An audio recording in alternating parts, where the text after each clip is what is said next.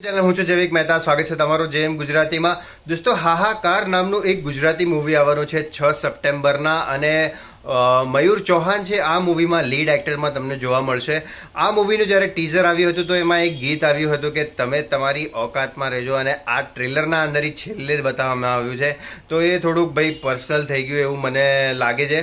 બાકી એટલે part of joke છે, એટલે કાંઈ વાંધો નહીં. બાકી મૂવીની સ્ટોરીની અગર આપણે વાત કરીએ તો 3 દોસ્તારો હોય છે.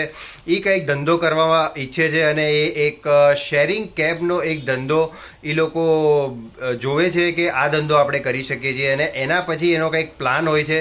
એ તો હવે મૂવીમાં જ જોવા મળશે, કેમ કે આમાં વધારે દેખાડવામાં આવ્યું નહીં. પણ એની સાથે કંઈક ઊંધું જ થઈ જાય છે, ઉલમાંથી ચૂલમાં પડ્યા એના જેવું થઈ જાય છે. તો આ ટાઈપની મૂવીઝ તો પહેલાં જોયેલી છે એવું મને લાગે છે. બોલિવૂડમાં તો ભયંકર છે.